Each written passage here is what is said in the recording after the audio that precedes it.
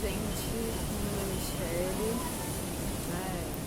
alguns de vocês já devem ter visto alguns vídeos meus por aí, né, voando pelos oceanos. Eu tô aqui na Trindade, né, é o lugar onde eu passo boa parte da minha semana, fazem alguns meses, é onde eu venho descansar, é onde eu já quase morri já, porque quem viaja vive passando fome, quase morrendo, dormindo no chão. Em Trindade foi onde realmente quase morri. O dia que o mar tava de ressaca, eu quase me matou. Mas essa é uma história que vai ficar para outro dia. Enfim, o Rafa havia me pedido para fazer um registro aí, né, para os novos viajantes, né, para os viajantes mochileiros e viajantes que estão começando aí essa trajetória. E eu fiquei enrolada porque fiquei pensando, caraca, né, em primeiro lugar, como que eu vou ficar meia hora sem comer? Segundo, como que eu vou fazer um vídeo interessante, já que tanta gente interessante vai fazer um vídeo também, né, gente que está nas mais diversas partes do mundo, os mais diversos tipos de profissionais que vão trazer os mais diversos tipos de experiências e tal. Eu sou formada em letras, né, tô me graduando em direito, porque eu tenho um ponto de vista sempre muito humanístico, né, das viagens que eu faço, né. Então eu escolhi falar para vocês sobre uma questão da história, né. E assim, durante meus anos de estudo, né, durante a minha primeira graduação e agora, né, durante essa minha segunda graduação né, assim, conforme a gente vai estudando, lendo textos e tal, a gente se conscientiza que história é poder, né? Ou seja, quem conta a história, né, as pessoas, as nações que saem ganhadoras dos conflitos, são elas que contam a história do mundo, né? Portanto, a perspectiva que a gente tem do mundo é uma perspectiva dos vitoriosos, né? Um bom exemplo disso é o final da Segunda Guerra Mundial, né? Quando os Estados Unidos jogaram uma bomba atômica num país que já estava destruído, né? E a gente aceita esse fato com uma determinada tranquilidade, né? A gente aceita com uma determinada tranquilidade, porque é uma história contada pela perspectiva do vencedor, que é os Estados Unidos, e é reiterada, né, por filmes, por séries, por documentários, é reiterada a lógica, né, do negócio. Também, né, outra coisa muito marcante é a experiência socialista russa, né, cubana, como, né, a perspectiva que as pessoas têm, né, eu costumo me divertir muito, né, com as pessoas quando elas passam a perspectiva delas, assim, sobre essas experiências, porque, assim, a história que nós temos é aquela de ninguém seu, né, mas quando você analisa a experiência dentro dos países, né, na verdade não é bem assim, e isso não é uma apologia a nada, né, porque eu realmente não tenho posição política nenhuma sobre nada. Se alguém falar que eu sou a favor de qualquer coisa, de qualquer partido, de qualquer tipo de sistema, é sequestro, tá? Porque não é uma apologia a nada, mas eu acho que ao contar, né, a história de uma nação, de um sistema, né, eu acho que é justo que se conte com a verdade, né? E na verdade, assim, realmente não deu certo, porque foi exaustivamente boicotado pelos Estados Unidos e por outras nações também, né? Não poderia dar certo, na verdade. E essa parte da história dos boicotes, essa parte aí, você pode ver que nos filmes jamais ela é explorada. com isso eu quero aconselhar vocês que viajem para refazer a história, né? Para recontar a história, para remontar a história, né? Porque a história que contam para vocês, ela nem sempre, ou na maioria, ou 100% das vezes, ela não é verdadeira. Ou às vezes viaje para entender as coisas que não devem mais acontecer, né? Para poder sentir o que foi, né? O que deu errado e o que está dando certo. O que deu errado, por exemplo, o nazismo, né? O que é você visitar um campo de concentração, como eu já tive a oportunidade de visitar, e é um lugar com uma vibe péssima, né? É horrível. Eu não sou espiritualista, não acredito em nada, sou ateia, porém é um lugar que você visita e você sente, sabe? Tipo, e você olha para os lugares, os cantos, você tipo revive. É um lugar muito ruim de se visitar, mas é necessário, né? É necessário que esses lugares estejam abertos para que a gente reviva mesmo, né? Para que a gente reconstrua esse passado, para que a gente não deixe que isso aconteça de novo. Porque, na verdade, comportamentos do tipo nazista, esse tipo de pensamento, ele é revivido na nossa sociedade diariamente de formas não tão, numa escala não tão grande, mas acontece diariamente, né? Então é importante que a gente reveja e reflita esse tipo de comportamento para que ele não volte a acontecer. E tem viagens que elas precisam acontecer não para que você refaça a história, mas para que você faça, porque você não conhece nada.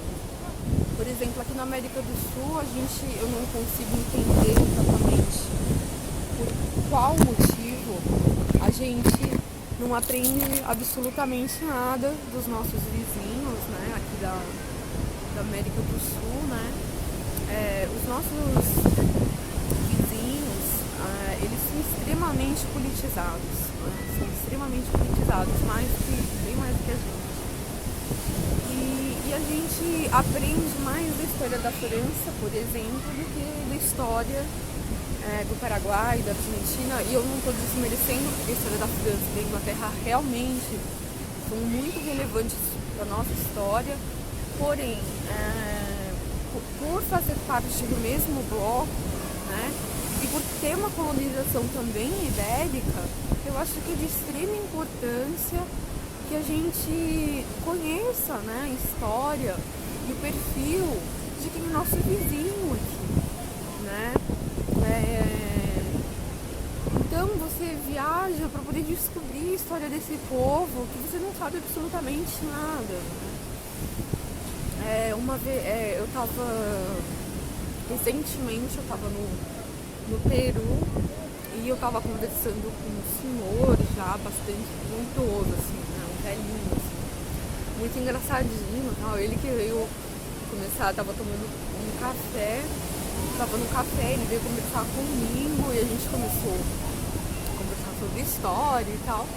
E ele falou assim, e ele, como ele era muito bravo, né? Eu peguei e falei assim pra ele, mas eu zoei com ele porque um dos heróis da independência do Peru foi um argentino. E é muito comum aqui na América do Sul que o pessoal não gosta de argentino, não é um sentimento especial do brasileiro. E eu zoei com ele, né? Ele pegou e falou assim, perguntou pra mim, e no Brasil, né? Quem foi o herói da independência? Aí eu falei, foi o príncipe da coroa. Bom, aí a gente reflete de como a gente é ridículo, né? Mas o Brasil realmente tem uma história muito, muito complexa, né? Uma história muito pior e muito mais difícil, né, de se consertar do que a história deles. Porém, o fato de ser difícil não significa que seja impossível nem que a gente não deva. Não é verdade? Pois é. Voltando para a Europa. Quando eu estive em Bruxelas, eu olhei, né, fui fazer uma visita para o Parlamento Europeu, super recomendo, né, que vocês vão visitar o Parlamento. A Bruxelas é a capital da Comunidade Europeia. E durante essa visita eu tive um estalo, né, que nem é tão genial, mas enfim. Olhei para aquelas bandeirinhas todas juntas ali, né, dos países que integram, e atinei para o fato de que há menos de 50 anos atrás aqueles países estavam em guerra, né? De um lado estava a Itália, a Alemanha, né, constituindo o eixo com o Japão, e do outro os aliados, do qual fazia parte a França e a Inglaterra. E eu estou ressaltando isso porque a França e a Inglaterra são historicamente inimigas e se uniram contra a Alemanha e a Itália, que faziam parte do eixo. Então é curioso até que quem era aliado, né? França, Inglaterra.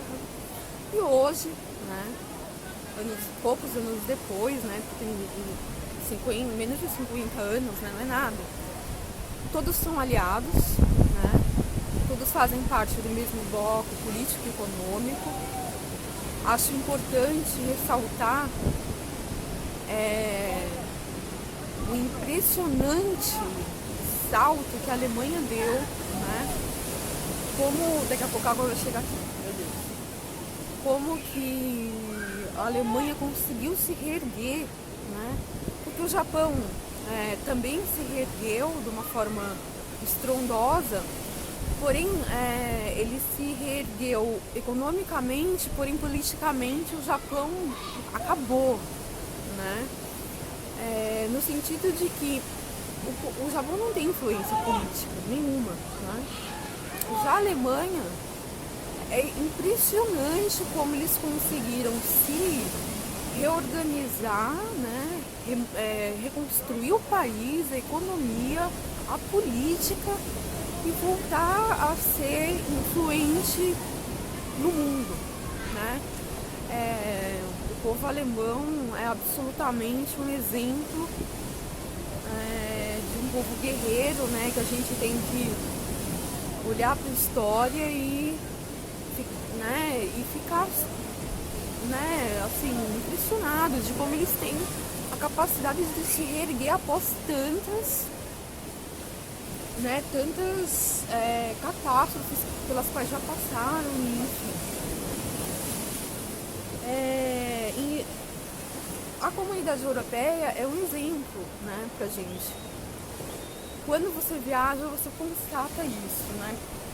Quando, né, eu já fiz mochilão pra Europa algumas vezes, já passei por alguns países diferentes, e é muito marcante que você vai no mercado, tem mercadoria grega, tem mercadoria alemã, sabe? Tipo, você vê como funciona, né? Como a troca de mercadorias, como a exportação dentro da Europa funciona e como isso deveria funcionar aqui, né? Na América do Sul. A gente dá preferência para exportar para os Estados Unidos, para a China, do que para os países que são nossos vizinhos, né? Tudo isso, todas essas constatações, eu acho, a gente tem que olhar para essas coisas, né, que acontecem fora daqui e se perguntar por que não aqui, né? É mais uma coisa que a gente tem que aproveitar quando a gente viaja, né? A gente olha os Estados Unidos, por exemplo, existe muito do que ser criticado, da forma, né, deles, da política, enfim, sim, concordo, mas você olhar para os Estados Unidos, né, viajar dentro dos Estados Unidos, ver os Estados Unidos, é impossível você falar, não deu certo, porque dá certo, né? As coisas lá funcionam, né? Tudo funciona, né? Diferente daqui, né? Aqui as coisas não funcionam. Então, a gente tem que ter parâmetros, né? Eu acho que viajar te dá parâmetros para comparar, né, o seu país e para saber o que você precisa melhorar aqui, como você gostaria que fosse aqui, né? E te dá a oportunidade de recontar histórias que foram contadas para você de uma forma totalmente arbitrária, de um ponto de vista totalmente distorcido, né? Então, viagem para remontar, né, para reescrever a história, né? Viagem para educar, né, as pessoas, viagem para não fazer parte dessa massa, né, que apenas reproduz, né, mecanicamente as coisas, né? Eu acho que a gente tem que, nós como seres pensantes, a gente tem que fazer mais do que aceitar verdades, né? Mais do que acreditar, né? Mais do que você simplesmente acreditar em Deus, acreditar em histórias. Eu acho que assim, a gente tem que se questionar das coisas, né? Se questionar da música que chega até a gente, se questionar dos políticos, se questionar das verdades, da história, né? Se questionar de tudo, não é? Porque é muito simples a gente ficar sentado somente receber informação que pode ser dada de qualquer forma, né? Então, viagem não para ser apenas um turista, né, que vai tirar foto. Quando vocês viajarem, quando vocês forem para Paris, né, vão, vejam a Mona Lisa no Louvre e tal, mas visitem o Código de Hammurabi também, repensem a importância daquele código para a nossa sociedade, no tanto que influi